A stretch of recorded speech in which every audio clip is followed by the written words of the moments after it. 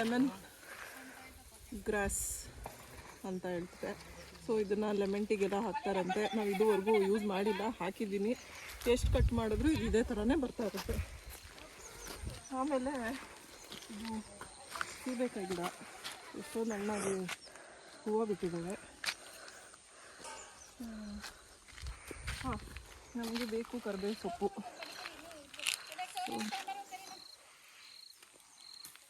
Vlog ಇದೆ. I think this is enough for chicken pepper dry. ಬನ್ನಿ ನೋಡಿ, ಬಾಳೆಹಣ್ಣು, ಏಲಕ್ಕಿ ಬಾಳೆಹಣ್ಣು. ತುಂಬ ದಿನ ಆಯಿತು ನಮ್ಮ ತೋಟಕ್ಕೆ ಬಂದು.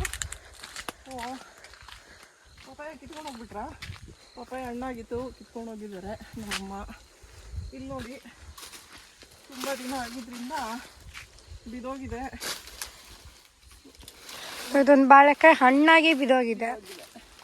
ಇದು ಫುಲ್ಲು ಹಣ್ಣಾಗಿದೆ.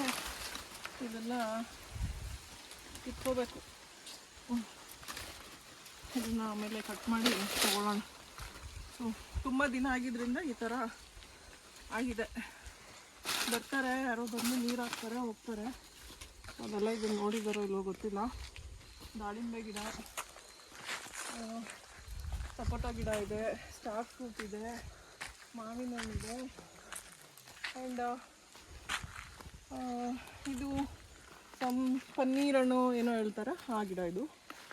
ಇಲ್ಲಿ ಗೋಡಂಬಿ ಗಿಡ ಇದೆ, ಬಟರ್ ಫ್ರೂಟ್ ಇದೆ, ರಾಮಫಲ ಇದೆ.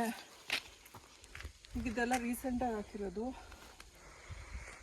ವ್ಯೂ ನೋಡಿದ್ರೆ ಎಷ್ಟು ಚೆನ್ನಾಗಿದೆ. ಒಂದು ಚೂರು ಸೌಂಡ್ ಇಲ್ಲ, ಯಾವುದೇ ವೆಹಿಕಲ್ದು ಇದಿಲ್ಲ, ಅಷ್ಟು ನಿಶಬ್ದವಾಗಿದೆ.